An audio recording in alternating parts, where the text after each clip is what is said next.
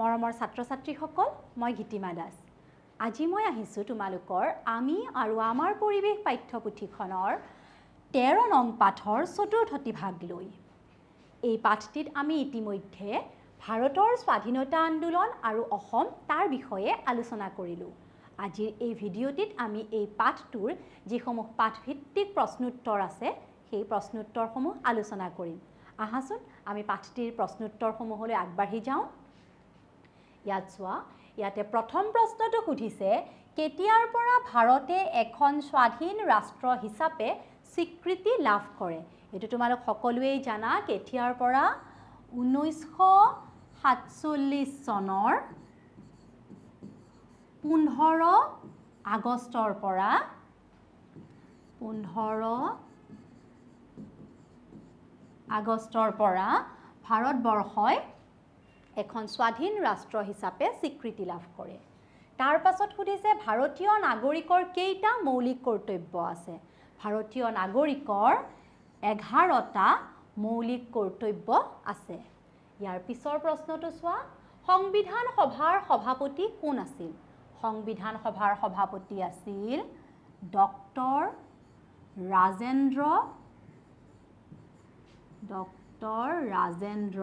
প্ৰসাদ।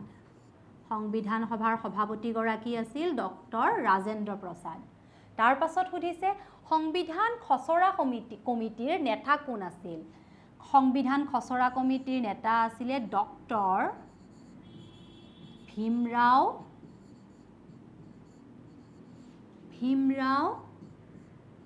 Ambedkar. Doctor Bhimrao Ambedkar. তাৰ পাছত কি সুধিছে, ভাৰতীয় সংবিধানখন কেতিয়া গৃহীত হৈছিল? ভাৰতীয় সংবিধানখন 1950 চনৰ 26 জানুৱাৰীত 1950 চনৰ 26 জানুৱাৰীত ভাৰতীয় সংবিধানখন গৃহীত হৈছিল। ইয়াৰ পাছত চোৱা, এতিয়া কৈছে খালী ঠাই পূৰ কৰা। ইয়াত কি কৈছে চোৱা, আমি 1950 চনৰ পৰা প্ৰতি বছৰ 26 জানুৱাৰী তাৰিখে দেশ হিচাপে পালন কৰোঁ। কি পালন কৰোঁ আমি? গণতন্ত্ৰ দিৱস, নহয়নে?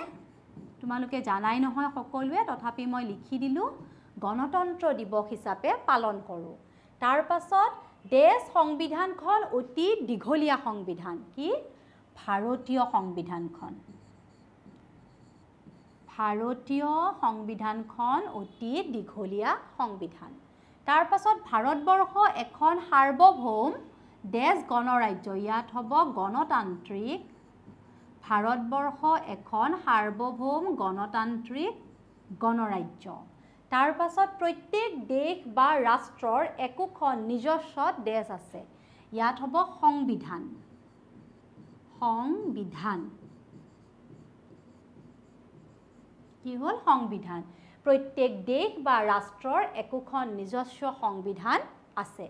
তাৰ পাছত দেশ চনৰ আগষ্টৰ দিনা ভাৰতে স্বাধীনতা লাভ কৰে। কিমান হয়? 1947 চনৰ, এইখিনিতে 15টো লিখা নাই দেখিছানে? মই লিখি দিছোঁ ওপৰত। 1947 চনৰ 15 আগষ্টৰ দিনা ভাৰতে স্বাধীনতা লাভ কৰে। ধৰিব পাৰিছা নহয় সকলোৱে? ইয়াৰ পাছত কি দিছে চাওঁ আহা। এইবাৰ কৈছে মৌলিক অধিকাৰ বুলিলে কি বুজা আৰু সেইবোৰ কি কি লিখা। মৌলিক অধিকাৰ কোনবোৰ আছিলে?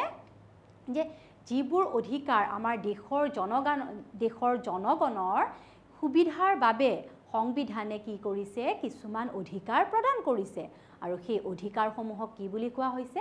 মৌলিক অধিকাৰ বুলি কোৱা হৈছে। আৰু আমাৰ মৌলিক অধিকাৰ কেইটা? আমাৰ মৌলিক অধিকাৰ হ'ল 6টা। এতিয়া কি কি আহাচোন মই ইয়াত তোমালোকক লিখি দিওঁ। আমাৰ মৌলিক অধিকাৰৰ প্ৰথমটো হ'ল সাংবিধানিক প্ৰতিকাৰৰ অধিকাৰ। সাংবিধানিক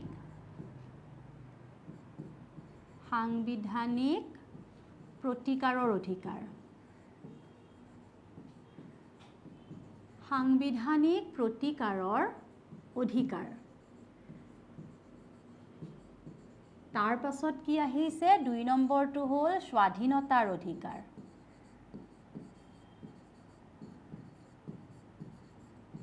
স্বাধীনতাৰ অধিকাৰ তাৰ পিছত 3 নম্বৰত আমি দিব পাৰো সমতাৰ অধিকাৰ সমতাৰ অধিকাৰ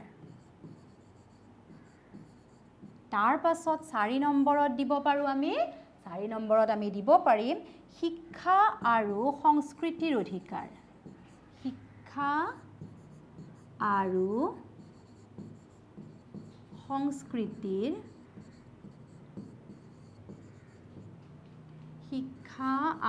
সংস্কৃতিৰ অধিকাৰ তাৰ পাছত 5 নম্বৰত শোষণৰ বিৰুদ্ধে অধিকাৰ শোষণৰ বিৰুদ্ধে প্ৰতিৰোধৰ অধিকাৰ শোষণৰ বিৰুদ্ধে